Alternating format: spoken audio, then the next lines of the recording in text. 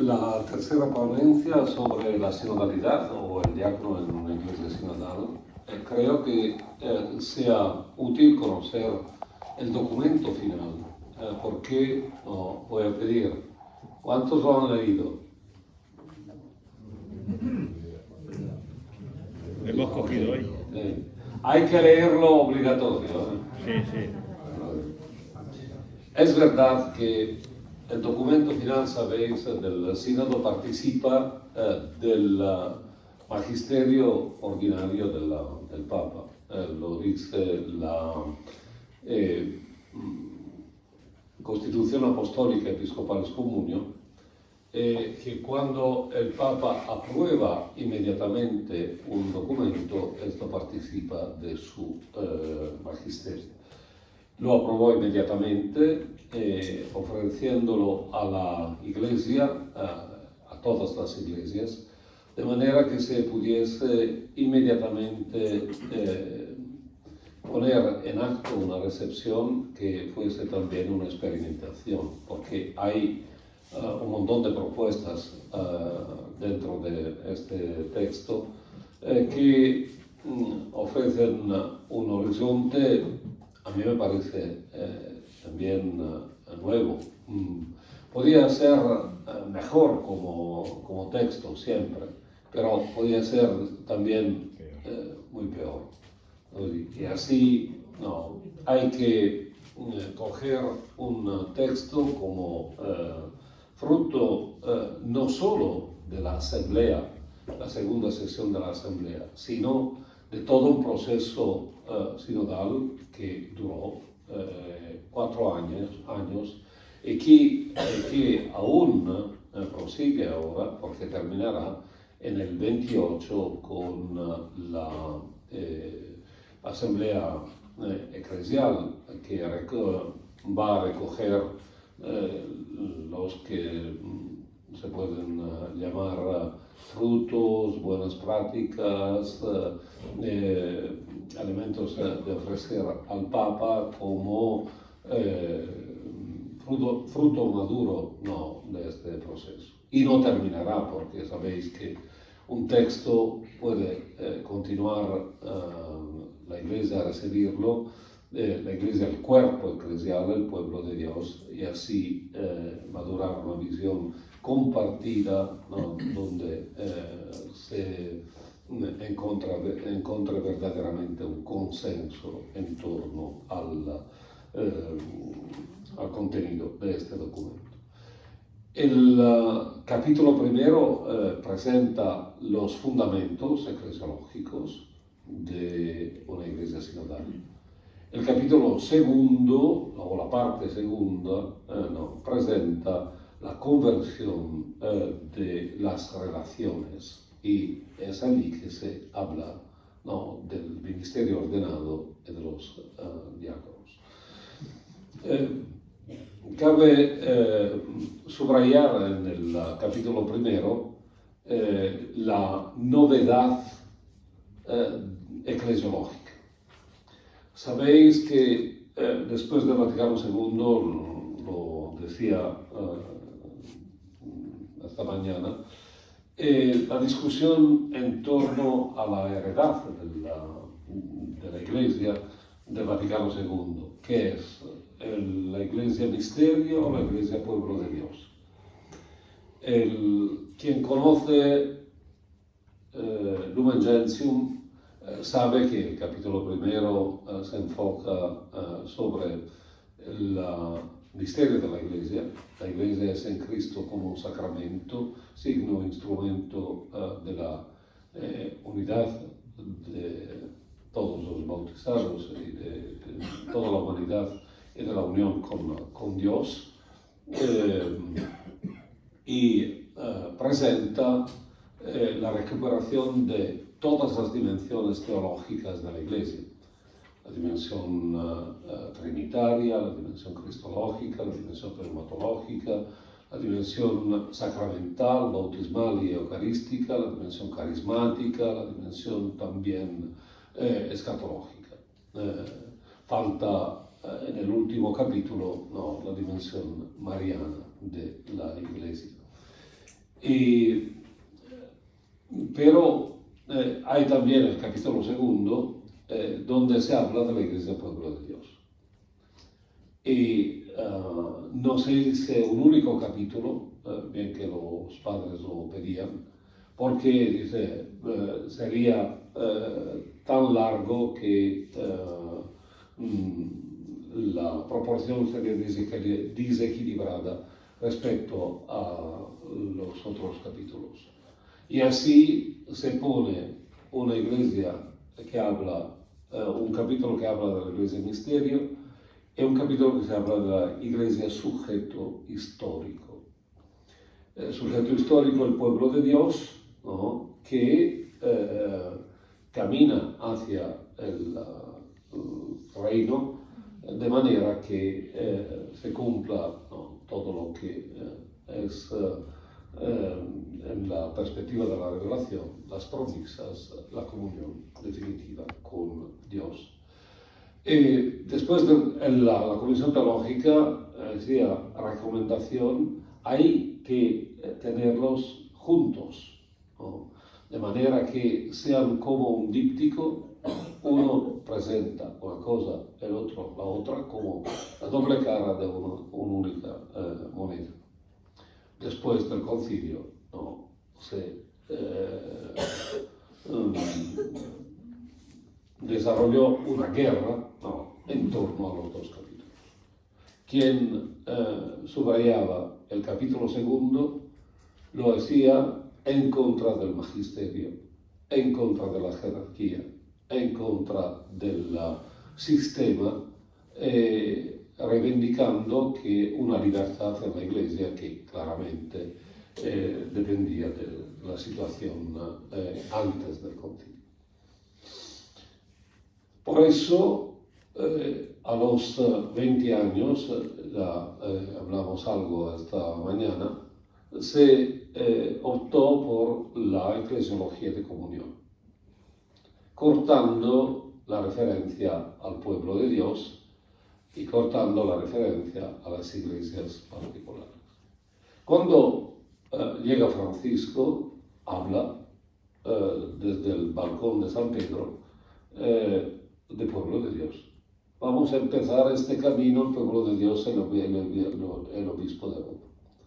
Y retoma esta perspectiva, y alguien lo acusó de ser teólogo de la liberación, no todas estas cosas que son un poco una moda en la Iglesia. Los partidarios de uno dicen finalmente algo de nuevo, los partidarios de lo contrario dicen aquí no tenemos un herético o algo de heresexual o algo de así. En verdad, el documento final retoma el texto del concilio y propone una lectura simple. Partir de la Iglesia, pueblo de Dios, como sujeto. ¿Por qué? Porque, claro, la Iglesia está hecha de todos los bautizados.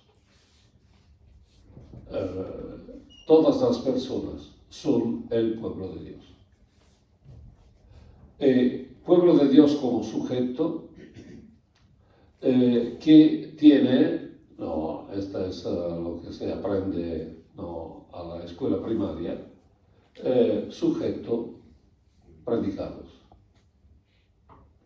De lo cual se puede decir todos los predicados. ¿Qué son los predicados? Cuerpo de Cristo, templo del Espíritu, todo lo que se dice de la Iglesia, sacramento, comunión, y es la cosa más simple. Corta toda discusión en torno a que sea una cosa o la otra. Es un sujeto visible, concreto, el pueblo de Dios, ¿no?, del cual se dicen todos estos predicados, todas estas dimensiones. Y es interesante porque, ¿no?, también la dimensión sinodal es una dimensión, no es toda la Iglesia.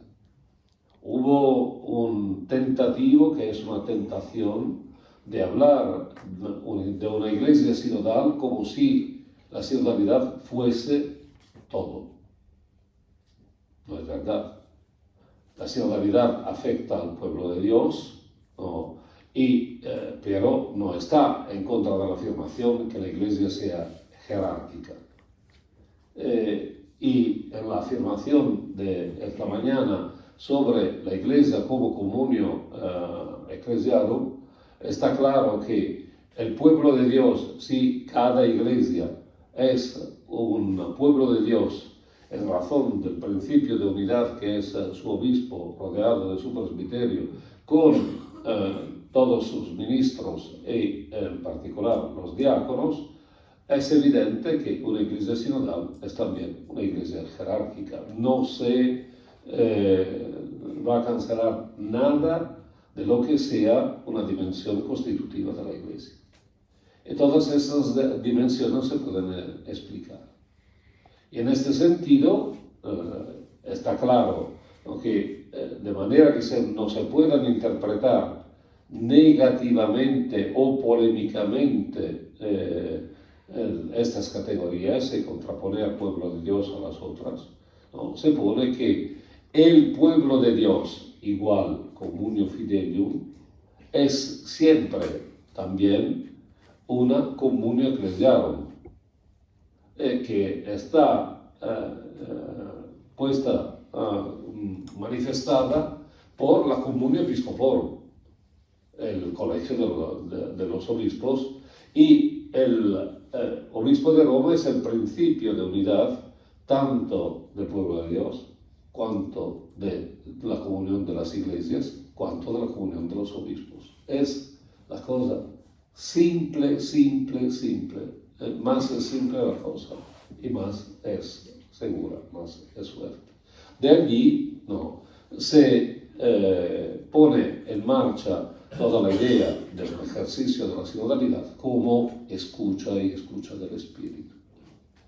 En una iglesia claramente que está fundada antes de todo en el bautismo, porque aquí está la revolución, el giro copernicano del Vaticano II. Empezar por la igualdad y no por la diferencia.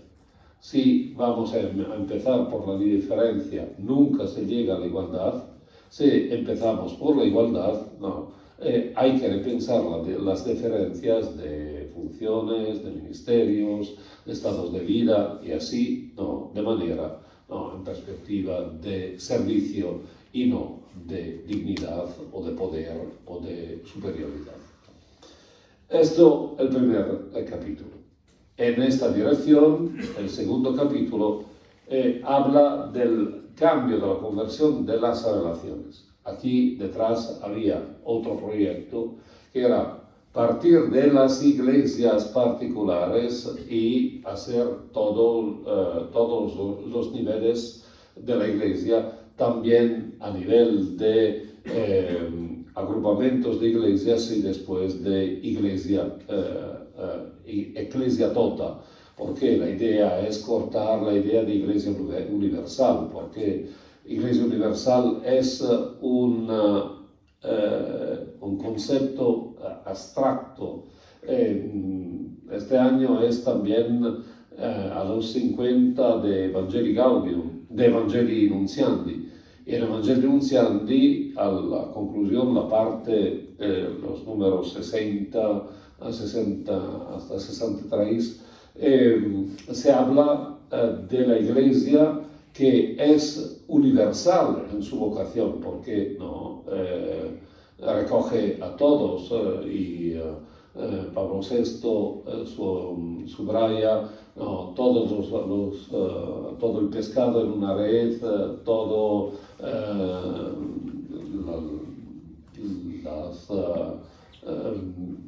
las parábolas, las parábolas del reino, porque dicen la universalidad, pero esta universalidad no se concreta en las iglesias particulares, porque una iglesia que pensamos como universal únicamente es un ente de razón, ¿no? Era una expresión del rey de Libac, ¿no? Que el Pablo VI recoge. Y así, no, los distintos niveles ofrecían la posibilidad de hablar, no, de un modelo de iglesia. Se prefirió esta perspectiva, ¿no? Los que escribieron el texto, y no soy yo, no, voy a decirlo, los expertos han acompañado, han corregido algunas, podía ser peor, ¿no? Busca como principio las relaciones nuevas que se ponen en el bautismo. Las relaciones nuevas con el Señor entre hombres y mujeres, en las familias, en las comunidades, entre todos los cristianos, entre todos los agrupamientos sociales, entre las religiones, con toda la creación. En esta perspectiva de relaciones nuevas hay que ver el modelo de Jesús, el Señor, y después coger las pluralidades o la pluralidad de contextos donde vive la Iglesia. Y así es necesario realizar en una pluralidad de contextos la misión de la Iglesia, el anuncio y el testimonio del Evangelio.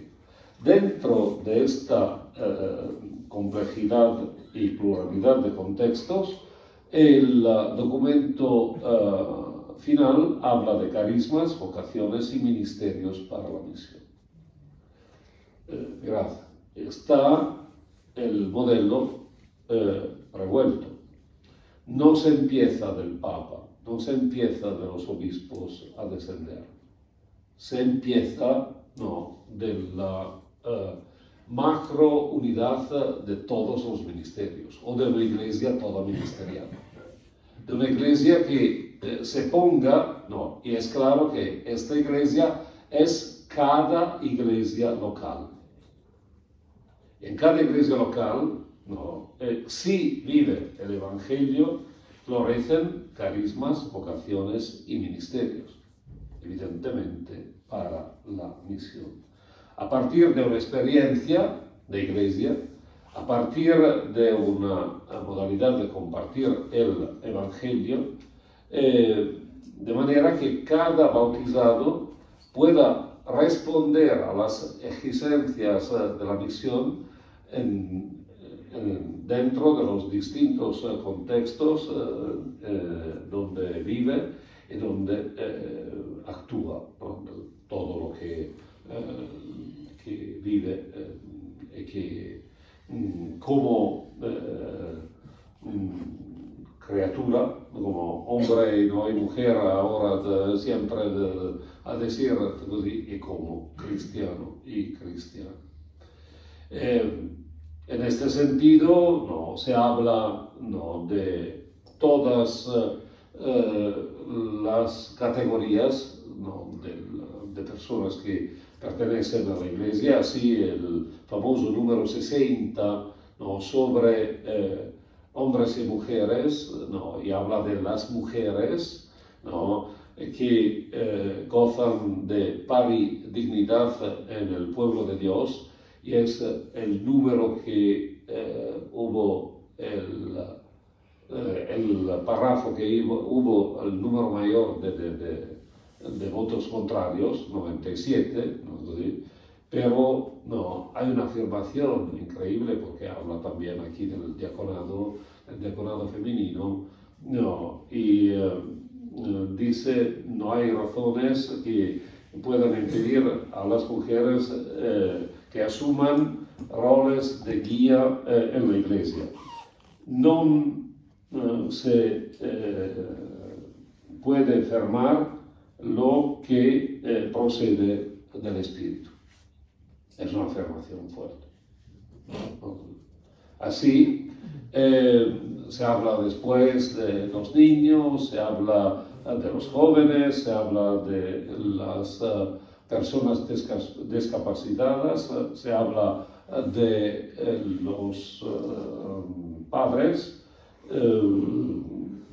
se habla también de la vida consagrada y después la transformación del mundo y todos los servicios eclesiales que puedan nacer de una competencia dentro del mundo.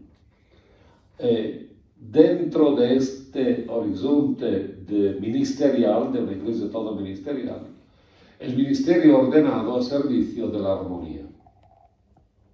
Desde el número 68, procediendo hasta el número 74, después para describir todos juntos para la misión. ¿Y qué dice? Como todos los ministerios de la Iglesia, el episcopado, el presbiterado y el diaconado son al servicio del anuncio del Evangelio y de la edificación de la comunidad eclesial. El Concilio Vaticano II nos recuerda que el ministerio ordenado de institución divina se ejerce en órdenes diversos por quienes, traduzco como soy capaz, que ya en antiguo son llamados episcopos, presbíteros y diáconos, eso lo Lumen 28. ¿No? Esta es la premisa. Aquí se habla de la tarea, de la función del obispo, de presidir una iglesia local como principio visible de unidad en su vida y vínculo de comunión con todas las iglesias. Se habla del servicio del obispo, lo di ampliamente, 69, 70, 71, a decir que es el principio de unidad. Y después, 72 y 73. 72. En una iglesia sinodal, los presbíteros son llamados a vivir el servicio en una disposición de cercanía a las personas, de acogida y de escucha de todos, abriéndose a un estilo auténticamente sinodal. Y se describe no todo, sino esta dimensión sobre todo de la escucha. El 73 es sobre los diáconos. ¿Qué dice? Siervos de los misterios de Dios y de la Iglesia, Lumen Gentium 41, los diáconos son ordenados non ad sacerdotium, sed ad ministerium. Lo que se decía, Lumen Gentium 21. Ejercen su ministerio en el servicio de la caridad, en el anuncio y en la liturgia. Es interesante el cambio de orden respecto a palabra, liturgia y caridad, de manera que se subraye sobre todo la caridad, mostrando en cada contexto social y eclesial donde están presentes la relación entre evangelio anunciado y vida vivida en el amor, y promoviendo en la Iglesia toda una conciencia, un estilo de servicio hacia todos, especialmente hacia los más pobres. Las funciones de los diáconos son múltiples, como muestra la tradición, la plegaria litúrgica y la praxis pastoral.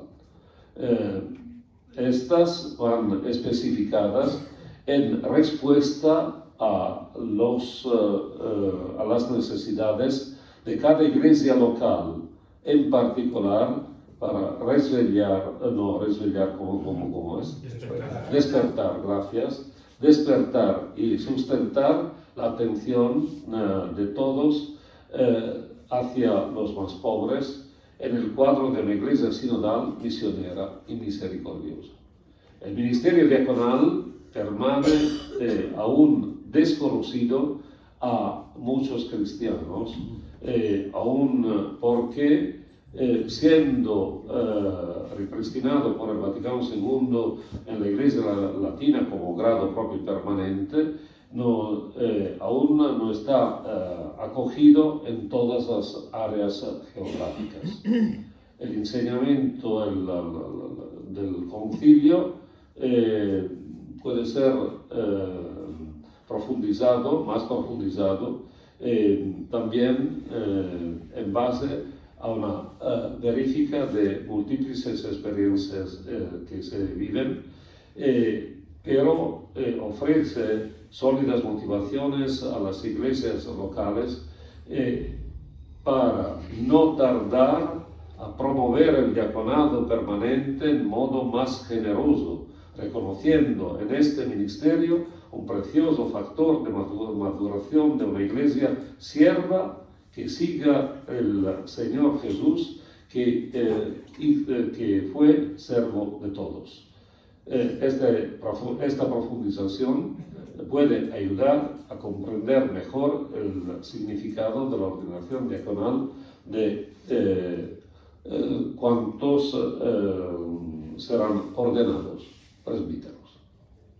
Esto es el cuadro. Y después, todos juntos para la misión en una iglesia local. De manera que la iglesia local sea totalmente una iglesia ministerial, capaz de ofrecer todos los servicios necesarios al pueblo de Dios que allí camina y a la gente que vive en este contexto, ¿no? Porque la iglesia no vive aislada del mundo, sino dentro de la humanidad. Esta es la presentación del documento. Es un desafío fuerte porque dice el documento final que falta conocimiento del diaconado. Hay que manifestarlo y hay que profundizarlo. Hay que manifestarlo de manera sencilla, con una evidencia de la necesidad de este ministerio en el contexto social y eclesial donde actúa. Y está claro que, decíamos esta mañana, que hay el riesgo de presentar un ministerio con poco de profundidad. Entonces, si la comprensión es de un ministerio que se desarrolla casi únicamente sobre el altar, el riesgo es de perder una oportunidad.